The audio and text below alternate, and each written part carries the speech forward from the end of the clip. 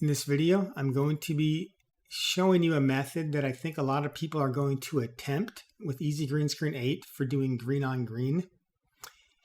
And it's intuitive that you would try this method, but I think in a lot of cases it's really not going to work very well. So I just wanted to discuss it in this video. And that is using the HSB limits when you have a green on green like this to be able to change these limits in order to save the pom-poms, for example, in this and still extract the screen. So I'm going to take some color samples in the image, and first thing, you get to make sure you're in sRGB on your image, or these color sample values will not correspond with these HSB limits, because like Adobe RGB 1998, the hue value is significantly different on green than it is in sRGB. So Easy Green Screen converts to sRGB. So these limits are all based on that. So just make sure you're in sRGB. But we can see that 115 is the highest hue. And it's varying from like 110 to 115 in that range on the screen. The hue for the pom-poms is up in the 130s to 140s. 134 in that area.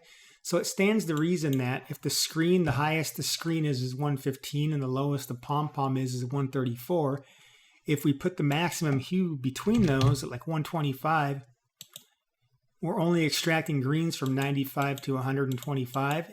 That would extract the screen, but not the pom-poms. So let's hit remove here. And a couple of things. First thing is spill correction doesn't change. These limits are only for your transparency mask, which is the transparency information.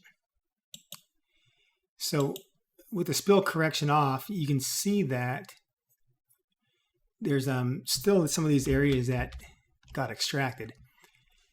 Well, one thing is we have this checkbox called Feather HSB Limits. What that does is ensures you don't have a hard transition, so it doesn't just completely cut off your extraction point at 125. It's going to feather that. So you might extract all the way up to 135, but partial extraction. It's going to reduce the amount it extracts as the hue shifts outside of that range. So if I uncheck that and redo it, instantly we can see that the mask looks a lot better, but we've still got our spill correction applied. So some of these areas must be with a hue that's closer to that screen range. So if we view the original, like this area in here, all of a sudden we can find we have some areas at 122. So from what I've found is you usually have enough variation in the hue going on that there ends up being some overlap in these type of situations. So with some certain types of jerseys, you can get away with it. Like if you have a teal jersey, like Michigan State Spartans color, that's like way up here in the 160 hue range. Sometimes you can get away with separating that from your screen if there's not a lot of variation in it. But you still have to go back in and correct your spill correction. So you have to paint in that layer anyway. So for that reason, this method is most of the time not great. And additionally, I'll point out too that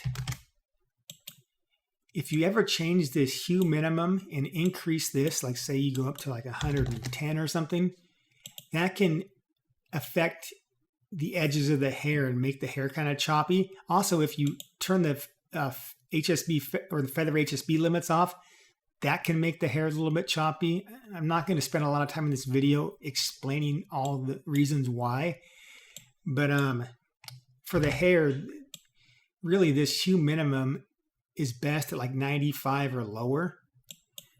And then with this Feather HSB limits on, that most of the time that gives you the best hair. With this hue maximum, you're free to change that as much as you want. That will never affect the hair.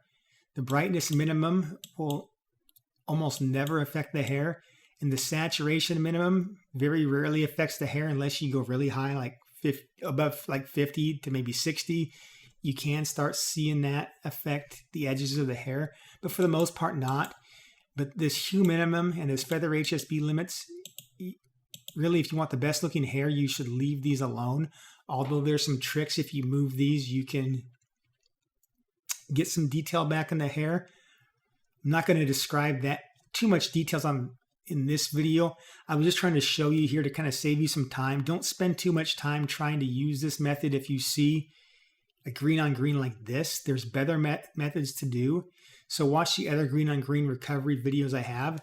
There's a built-in method within this panel and the batch that can be done. And there's also an action that I'm going to be releasing very soon that can really help with green on green like this to help automate it some. But just know that it's not going to be one click, and you're not going to usually come in and set some values and have your green on green be one click. So hope this clears up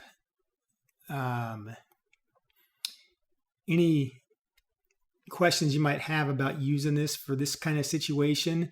But I wish this video was going to show you that this will do great green on green, but the fact is it just won't most of the time. So watch the videos for the other methods, because there are some good methods that will work for green on green. Thanks for watching.